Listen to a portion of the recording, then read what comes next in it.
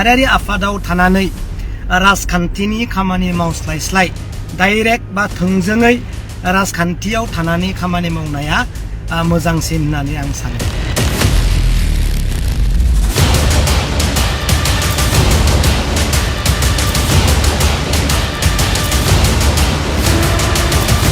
मानगोनां दिपेन बर' सार बिथांखौ आंनि गोसो गोरबोनिफ्राय आङो साबायखर बावहरदों।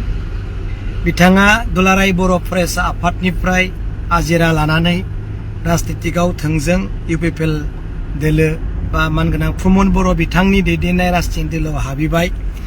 बिथांखौ आंनि गोसो गोरबोनिफ्राय पार्सनेलि आङो बरायहरदों। नाथाय आं बेखौ बुंगोन,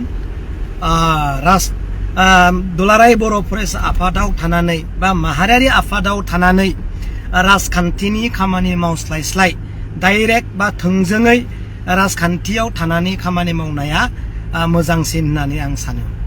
मानो होननानै बुङोब्ला रायजोआ बयबो नुखादों, जि दिननिफ्राय मानगोनां दिपेन बर' सार बिथाङा माहारियारि आफादनि बा एबसुनि आफादगिरि जाबोदों, बै दिननिफ्रायनो जुरिजेननायनिफ्रायनो बिथाङा राजनितिकनि खामानिखौ मावबोनायखौ जों नुनो मोनदों। जों जाथिनि थाखायनो जा, हारिनि थाखायनो जा, बा डेभेलपमेन्टनि थाखायनो जा, जिखि जाया राजनितिकजों अहरह लोगो लोगो हदायबो सानफ्रोमबो थानानै खामानि मावनायखौ जों नुनो मोनदों। बिनिखायनो आंनिफ्राय आं वेलकाम खालामदों नोंथाङा दिनै बेबायदि गोथार आफादाव थानानै राजनितिकनि खामानि मावस्लायस्लाय थोंजोङै राजनितिकआव थानानै खामानि मावनायखौ रायजोआ पसन्द खालामगोन आरो मोजां मोनगोन। मानो होननानै बुङोब्ला गोबां दुलाराय बर' फरायसा आफादनि दैदेनगिरिफ्रा, इउनिट लेभेलनि दैदेनगिरिफ्रा आरो ओजोङै आनसलिक लेभेलनि दैदेनगिरिफ्रा गोनो गोथो जानानै दङमोन। माब्लासिम, बबे समसिम जोङो राजनितिकनि उन थांफाबाय थागोन, बबे सिमसिम जोङो राजनितिकजों दैदेनजाबाय थागोन होननानै गोबां आनसलिक लेभेलनि दैदेनगिरिफ्रा सावरायदोंमोन, रायजो राजाफ्रा सानदोंमोन।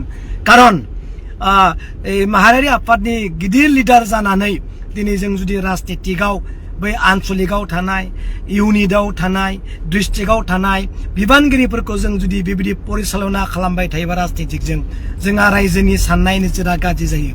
बिनिखायनो आङो फिन आरोबाव आंनि गोसो गोरबोनिफ्राय मानगोनां दिपेन बर' सारखौ आं वेलकाम खालामदों। नोंथाङा गोथार आफादखौ नागारथ'नानै दिनै फैबाय आरो राजनितिकनि खामानिखौ नोंथाङा बै समनिफ्रायनो मावबोखादों। बेयावहाय दिनै मा इउपिपिएल, मा आबसुनि दैदेनगिरि, बेयाव जेबो पार्टिक' थायाखैमोन। नाथाय नोंथाङा दिनै बे समाल'चना खालामजानांगौनिफ्राय नोंथाङा मोनसे स्टेजाव आगान होबाय।